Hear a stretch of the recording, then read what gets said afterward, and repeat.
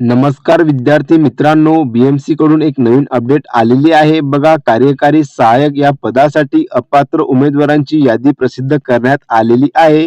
आता बघा, जे कोणी उमेदवार कागदपत्र पडताळणीकरिता गेलेले नाही किंवा कागदपत्र पडताळणीकरिता ज्यांच्याकडे पूर्णपणे डॉक्युमेंट नव्हते, अशा उमेदवारांना अपात्र ठरवण्यात आलेलं आहे आणि त्याची जी लिस्ट आहे ती प्रसिद्ध करण्यात आलेली आहे.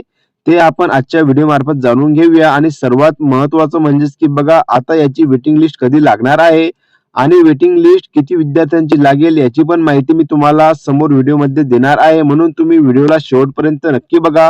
व्हिडिओ खूप महत्त्वपूर्ण होणार आहे आणि तुम्ही जर का चॅनलवरती पहिल्यांदा आले असाल तर चॅनलला नक्की सबस्क्राईब करायला विसरू नका, जेणेकरून अशाच नवीन अपडेट सर्वप्रथम तुम्हाला मिळत राहतील. तर चला आपण व्हिडिओला सुरुवात करूया. तर बघा, तुम्ही इथं बघू शकता की बृहन्मुंबई महानगरपालिका कार्यकारी सहाय्यक या पदासाठी जर बघितलं, दिनांक 10/10/2025 म्हणजेच की 10 ऑक्टोबरला ही जी सूचना पत्र आहे ते प्रसिद्ध करण्यात आलेलं आहे. याच्याबद्दलची सविस्तर माहिती आपण जाणून घेऊया. यामध्ये काय सांगण्यात आलेलं आहे. कार्यकारी सहाय्यक सरळ सेवा भरती सन 2024 अंतर्गत प्रसिद्ध करण्यात आलेल्या तात्पुरती निवड यादी, जे की तुम्हाला इथं जाहिरात क्रमांक देण्यात आलेला आहे, दिनांक 8/4/2025 मधील खालील नमूद, जे की तुम्हाला इथं प्रत्येक कॅटेगरी बद्दल माहिती देण्यात आलेली आहे आणि या प्रवर्गा अंतर्गत निवड झालेल्या परंतु कागदपत्रे पडताळणीकरिता अनुपस्थित राहिलेल्या, नियुक्तीच्या पुढील कार्यवाहीकरिता अनुपस्थित राहिलेल्या, तसेच कागदपत्रे पडताळणी अंती अपात्र ठरलेल्या खालील नमूद उमेदवारांची नावे तात्पुरती निवड यादी क्रमांक 8/4/2025 यादीमधून वगळण्यात येत आहेत. बघा, यामध्ये जर बघितलं आपण तर 8/4/2025 या तारखेला जे तात्पुरती निवड यादी लावण्यात आलेली होती, अशा उमेदवारांना कागदपत्र पडताळणीकरिता बोलवण्यात आलेले होते. आता बघा, कागदपत्रे पडताळणीकरिता भरपूर सारे विद्यार्थी जे ते गैरहजर राहिलेले होते आणि जे काही उमेदवार गैरहजर राहिलेले होते त्यांना जर बघितलं तर अपात्र ठरवण्यात आलेलं आहे. सोबतच बघा, कागदपत्र पडताळणीकरिता भरपूर विद्यार्थ्यांकडे पूर्णपणे डॉक्युमेंट नसल्यामुळे त्यांना पण जर बघितलं तर अपात्र ठरवण्यात आलेलं आहे. तुम्ही इथं बघू शकता. आता बघा, इथं संपूर्ण जे लिस्ट आहे हे अपात्र विद्यार्थ्यांची आहे. यामध्ये जर बघितलं तर बघा, category select list serial number, common merit list serial number, application sequence number, roll number आणि कॅन्डिडेटचे पूर्ण नाव, जेंडर, अप्लाइंग कॅटेगरी म्हणजेच की कोणत्या कॅटेगरीमधून तुम्ही अप्लाय केलं, मार्क्स आफ्टर नॉर्मलायझेशन जे की तुम्हाला इथे देण्यात आलेले आहे आणि रिमार्क जे की तुम्हाला इथं कोणत्या कॅटेगरीमध्ये सिलेक्ट करण्यात आलेलं होतं आणि अभिप्राय जे की बघा कोणत्यानुसार जर बघितलं तुम्हाला म्हणजे की अपात्र ठरवण्यात आलेला आहे. तर बघा, यामध्ये माहिती देण्यात आलेली आहे की दिनांक 29/7/2025 अन्वये कळविल्यानुसार नियुक्तीच्या पुढील कारवाईकरिता उपस्थित राहिले नाहीत, यास्तव कार्यकारी सहाय्यक पदाकरिता स्वारस्य नसल्याचे गृहीत धरून त्यांचे नाव तात्पुरत्या निवड यादीमधून कमी करण्यात येत आहे. बघा, यासाठी जर बघितलं तर यामध्ये असं सांगण्यात आलेलं आहे की या उमेदवाराला कार्यकारी सहाय्यक पदाकरिता स्वारस्य नसल्याचे गृहीत धरून त्यांचे नाव जे आहे तात्पुरत्या निवड यादीमधून कमी करण्यात आलेलं आहे. खाली जर बघितलं तुम्हाला इथं संपूर्ण जे उमेदवार आहे ते कोण्या कारणामुळे अपात्र ठरवण्यात आलेले आहे संपूर्ण माहिती देण्यात आलेली आहे. तुम्ही इथं बघू शकता.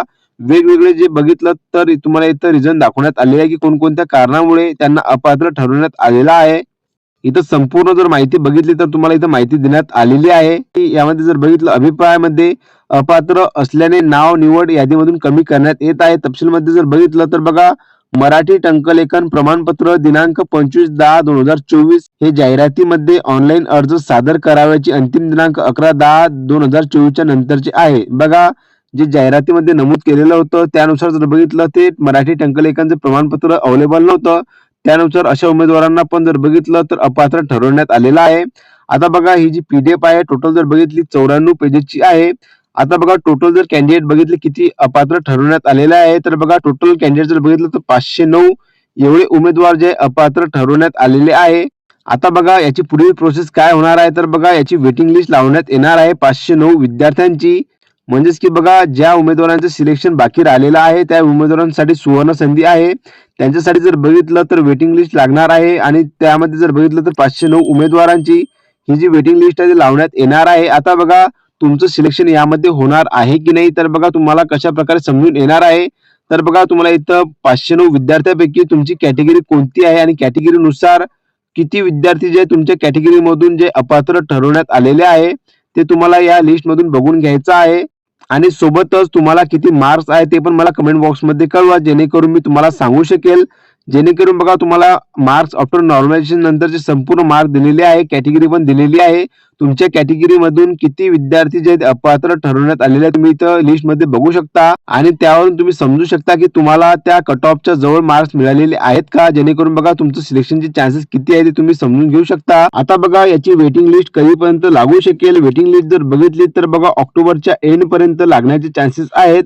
आता जशी काही वेटिंग लिस्ट बद्दल आपल्यापर्यंत अपडेट येईल तशी मी तुम्हाला माझ्या टेलिग्राम वरती आणि युट्यूब चॅनलवरती अपडेट देणारच आहे. आणि ज्या कोण्या उमेदवारांना असं वाटते की वेटिंग लिस्ट मध्ये नाव येऊ शकेल किंवा त्यांना कट ऑफच्या जवळ मार्क्स असतील तर त्यांनी लगेच जर बघितलं तर त्यांची जे कागदपत्र आहे ते क्लिअर करून घ्यावे, जेणेकरून डॉक्युमेंट व्हेरिफिकेशनच्या टाइमला कोणती त्यांना अडचण यायला नको. आणि ही जी PDF आहे मी माझ्या टेलिग्राम वरती दिलेली आहे, त्यावरून तुम्ही बघून घेसाल.